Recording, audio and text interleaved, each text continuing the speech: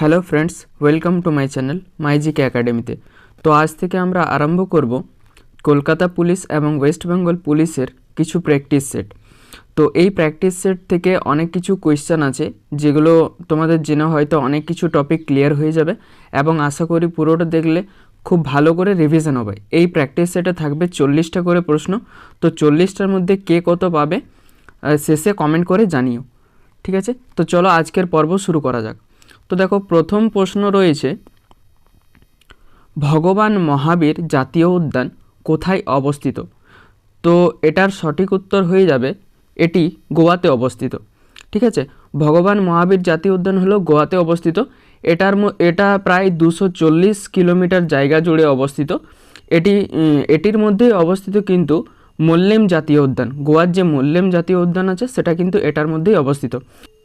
তো গোয়ার জাতীয় উদ্যান অন্যান্য জাতীয় উদ্যানগুলি হলো Bondla wildlife sanctuary, Netravali wildlife sanctuary এবং সেলিম আলী বার্ড স্যাংচুয়ারি, ঠিক আছে?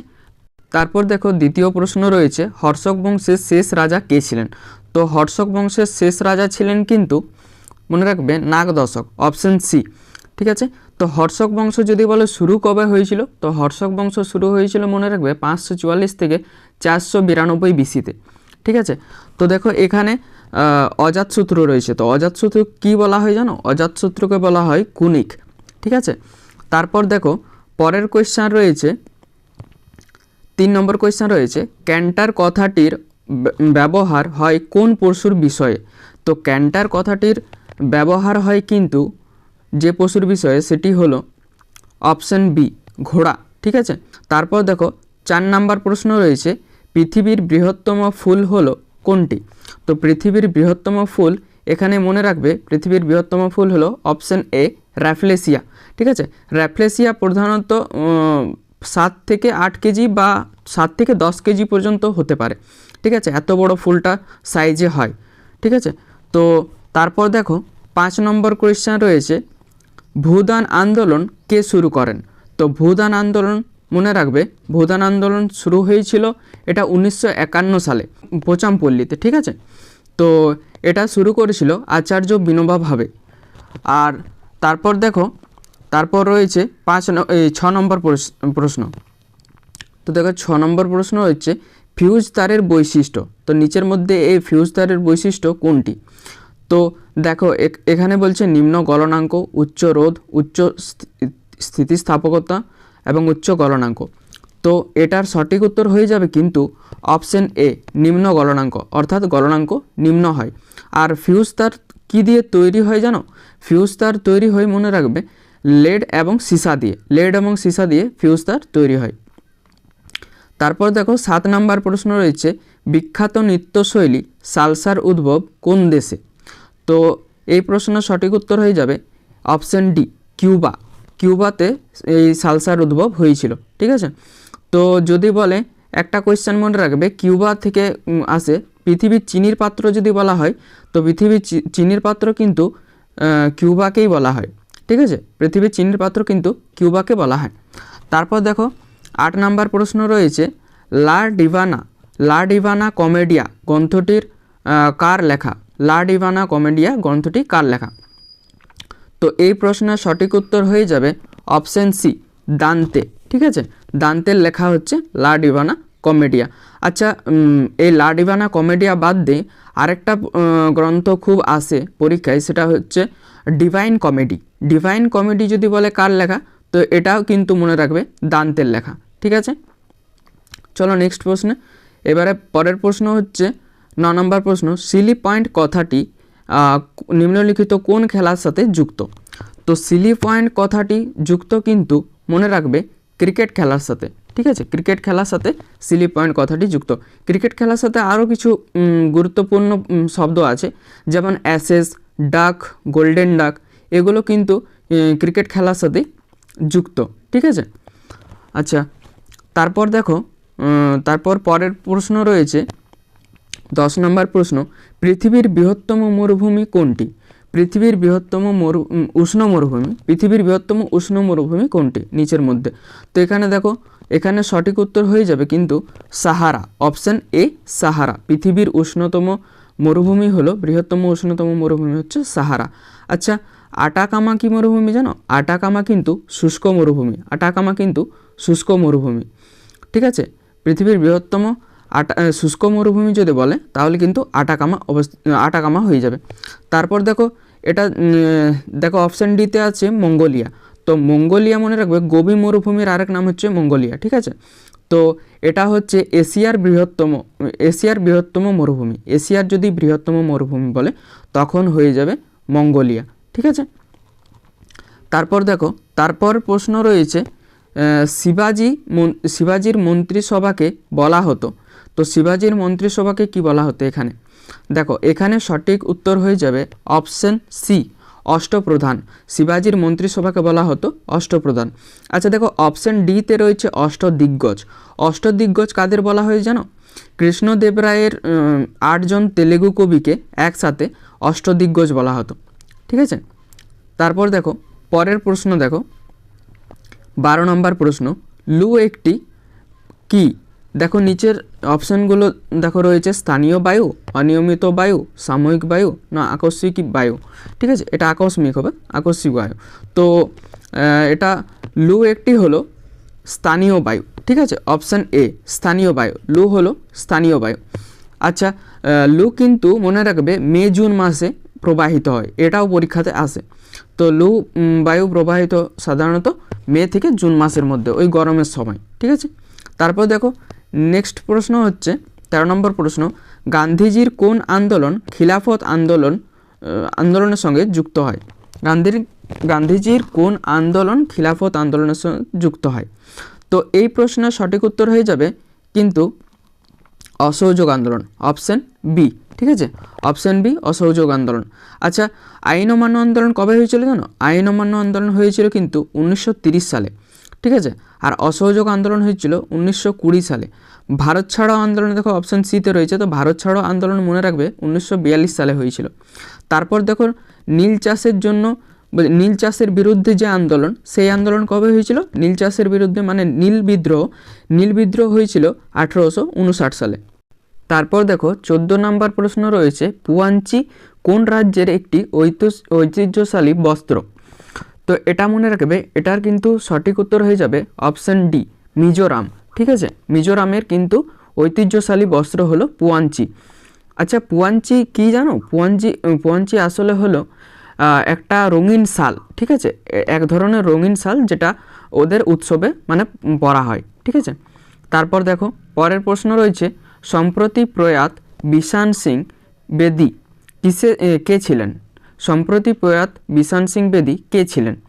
তো এটা মনে রাখবে, এটার কিন্তু সঠিক উত্তর হয়ে যাবে অপশান ডি, ক্রিকেটার। ঠিক আছে, তারপর দেখো পরের প্রশ্ন রয়েছে, হাবল একটি কি? নিচে দেখো অপশান দেওয়া রয়েছে পারমাণবিক অস্ত্র, নাকি বাদ্যযন্ত্র, নাকি মহাকাশ দূরবীক্ষণ, নাকি নক্ষত্র। তো এটা মনে রাখবে, এটার সঠিক উত্তর হয়ে যাবে অপশান সি, মহাকাশ দূরবীক্ষণ। ঠিক আছে, তো মনে রাখবে হাবল একটি হলো টেলিস্কোপ। মহাকাশ দূরবীক্ষণ মানে হচ্ছে টেলিস্কোপ একটি এক ধরনের।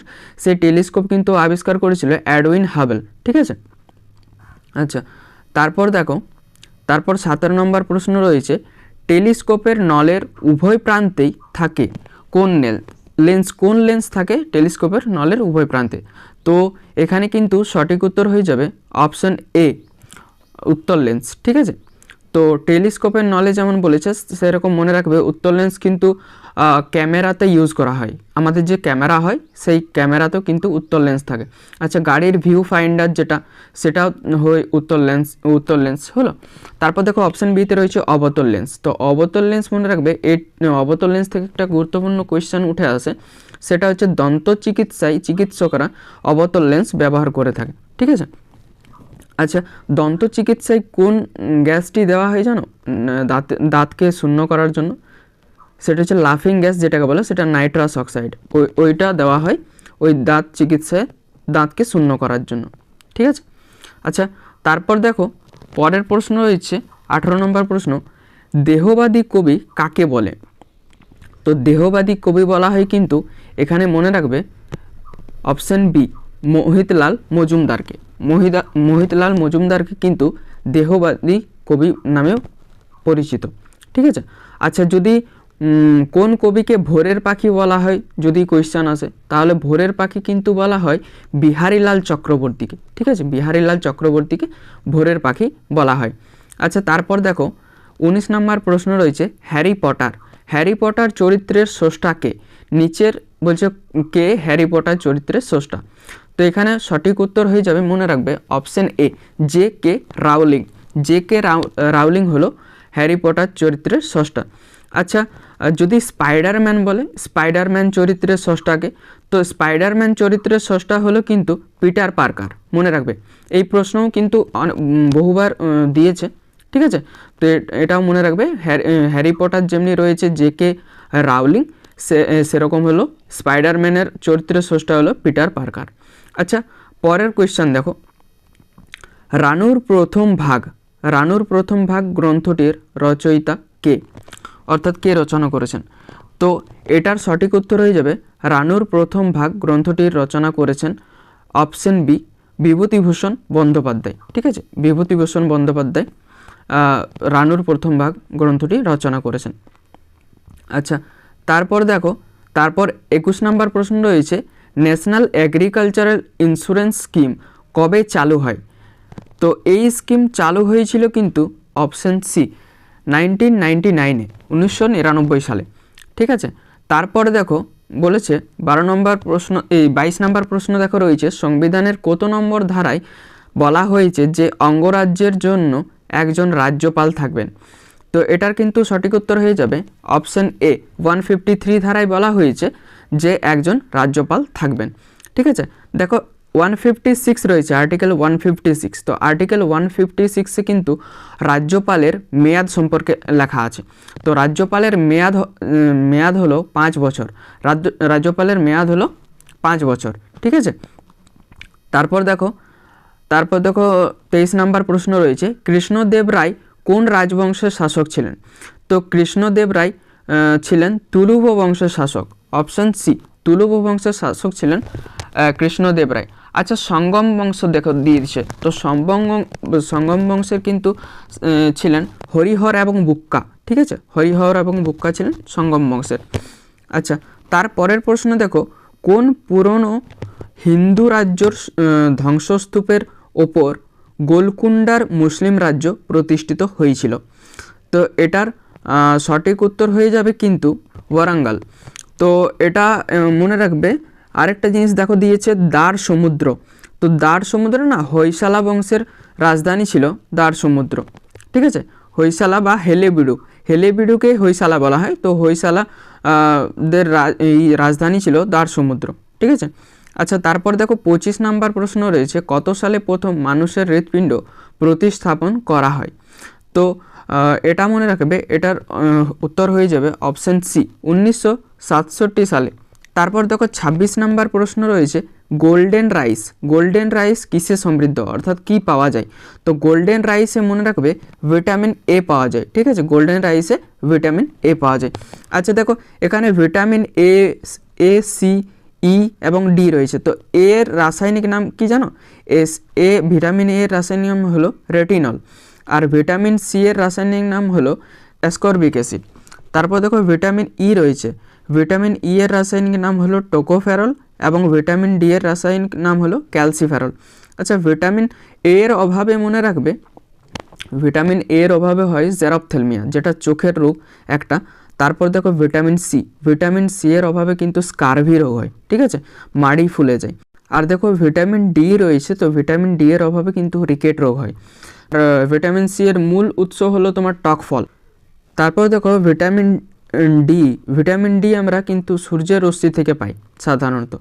তারপর দেখো 27 নম্বর প্রশ্ন রয়েছে রাজস্থানে অবস্থিত হরপ্পা সভ্যতার নিদর্শন কোনটি? তো এখানে সঠিক উত্তর হয়ে যাবে কিন্তু অপশন সি কালীবঙ্গান। আচ্ছা মহেঞ্জোদারো যদি বলে, তো মহেঞ্জোদারো কিন্তু পাকিস্তানে অবস্থিত। তারপর সুটকা কেন্দ্র কিন্তু পাকিস্তানে অবস্থিত। কালীবঙ্গান রাজস্থান এবং লোথাল হলো গুজরাটে। ঠিক আছে, তারপর দেখো পরের কোয়েশ্চেন রয়েছে 28 নম্বর মগধের কোন শাসক সেনিয়া নামে পরিচিত? তো মগধের কোন শাসক সেনিয়া নামে পরিচিত, এটা সঠিক উত্তর হয়ে যাবে অপশন এ বিম্বিসার। তারপর দেখো অজাতশত্রু রয়েছে। তো অজাতশত্রুকে কিন্তু কুনিক বলা হয়। আগেও একটা কোয়েশ্চেনে বললাম যে অজাতশত্রুর অপর নাম কিন্তু হলো কুনিক। তারপর দেখো মহাপদনন্দ, মহাপদনন্দকে বলা হয় একরাট, উগ্রসেন, সর্বক্ষত্রিয় অন্তক ইত্যাদি। তারপর দেখো পরের কোয়েশ্চেন রয়েছে 29 নম্বর কোয়েশ্চেন, গদর শব্দের অর্থ কী? তো গদর শব্দের অর্থ কিন্তু হয়ে যাবে অপশন এ বিপ্লব। তারপর গদর দলের প্রতিষ্ঠাতা, একটা মনে রাখবে, গদর দলের প্রতিষ্ঠাতা হলেন কিন্তু লালা হরদয়াল। তারপর দেখো 30 নম্বর প্রশ্ন রয়েছে, খেরবাওয়াড়ি হুল বলতে কি বোঝাতো? তো এটার সঠিক উত্তর হয়ে যাবে কিন্তু খেরবাওয়াড়ি হুল বলতে সাঁওতাল বিদ্রোহকে বোঝানো হতো। তাহলে দেখো সাঁওতাল বিদ্রোহ কিন্তু হয়েছিল 1855 খ্রিস্টাব্দে। আচ্ছা, যদি বলে চুয়াড় বিদ্রোহ, তো চুয়াড় বিদ্রোহ মনে রাখবে 1771 সালে হয়েছিল। তারপর দেখো অপশন বিতে রয়েছে পাইক বিদ্রোহ, পাইক বিদ্রোহ হয়েছিল কিন্তু 1817 সালে। তারপর দেখো রয়েছে নীল বিদ্রোহ, তো নীল বিদ্রোহ হয়েছে 1859 সালে। তারপর 31 নম্বর প্রশ্ন দেখো রয়েছে, নিম্নলিখিত রাজ্যগুলির মধ্যে পশ্চিমবঙ্গের সঙ্গে সর্বাধিক দৈর্ঘ্যের সীমানা আছে, এটা হবে অপশন এ ঝাড়খণ্ডের। তারপর দেখো বনগাঁও ও কলকাতার সংযোগকারী সড়ক হলো কোনটি? তো এখানে বনগাঁও এবং কলকাতার মধ্যে সংযোগকারী সড়ক হলো অপশন এ NH 35। একে কিন্তু NH 112 নামেও ডাকা হয়, মানে NH 35 এবং NH 112 কিন্তু একই। আচ্ছা, যদি ভারতের সবচেয়ে বড় জাতীয় সড়ক বলে তাহলে কিন্তু হয়ে যাবে NH 44, ঠিক আছে। আর যদি সবচেয়ে ছোট বলে তাহলে হয়ে যাবে NH 47A। 33 নম্বর প্রশ্ন হলো, সিতারা দেবী কোন ধ্রুপদী নৃত্যের অন্যতম নৃত্যশিল্পী? তো 33 নম্বর প্রশ্নের সঠিক উত্তর হয়ে যাবে কিন্তু অপশন ডি কত্থক, ঠিক আছে। তো কত্থকের সাথে আরেকজন খুব বিখ্যাত ব্যক্তির নাম মনে রাখবে, বিরজু মহারাজ। বিরজু মহারাজ কিন্তু কত্থকের সাথে জড়িত। তারপর দেখো কথাকলি কোথাকার নৃত্য? কথাকলি হচ্ছে তোমার কেরলের।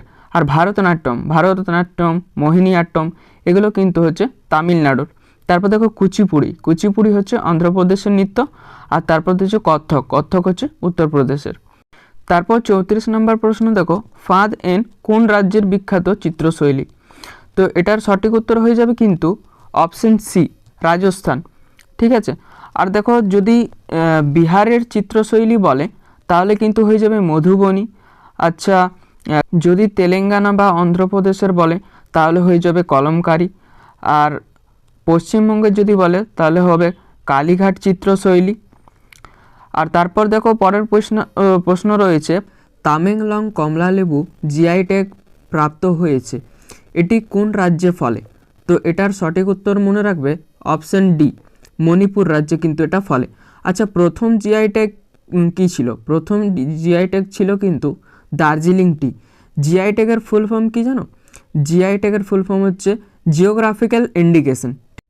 তারপর দেখো 36 নম্বর প্রশ্ন রয়েছে, ইন্ডিয়ান স্ট্যাটিস্টিক্যাল ইনস্টিটিউট ISI এর সদর দপ্তর কোথায় অবস্থিত? তো এটার মনে রাখবে, এটার সদর দপ্তর হয়ে যাবে অপশন বি কলকাতায় কিন্তু অবস্থিত। আচ্ছা, কলকাতায় কিন্তু CIL অর্থাৎ কোল ইন্ডিয়া লিমিটেড সদর দপ্তর কিন্তু অবস্থিত কলকাতাতে, ঠিক আছে। তারপর দেখো 37 নম্বর প্রশ্ন রয়েছে, বিক্রম সারাভাই স্পেস সেন্টারটি কোথায় অবস্থিত? তো এটা মনে রাখবে তিরুবনন্তপুরম, অপশন সি তিরুবনন্তপুরমে কিন্তু বিক্রম সারাভাই স্পেস রিসার্চ সেন্টারটি অবস্থিত। আর মনে রাখবে বিক্রম সারাভাই স্পেস সেন্টারটি প্রতিষ্ঠিত হয়েছিল 1963 সালে 21শে নভেম্বর। তারপরের প্রশ্ন দেখো রয়েছে 38 নম্বর প্রশ্ন, প্রথম মহিলা হিসাবে বেস্ট এনভায়রনমেন্ট অফিসার অ্যাওয়ার্ড জিতলেন কে? তো এটার সঠিক উত্তর হয়ে যাবে কিন্তু অপশন সি দীপা ভান্ডারে। আচ্ছা, তারপরের প্রশ্ন দেখো 39, কোন দেশের নেভির সাথে এক্স আয়ুথয়া নামে অনুশীলন অনুষ্ঠিত করলো ইন্ডিয়ান নেভি? তো এটা কিন্তু সঠিক উত্তর হয়ে যাবে অপশন এ থাইল্যান্ড। তারপর দেখো তারপরের প্রশ্ন হলো 40 নম্বর প্রশ্ন, এই পর্বের শেষ প্রশ্ন, কোন দেশের রাষ্ট্রপতি পদে শপথ গ্রহণ করলেন বার্নার্দো অ্যারেভালো?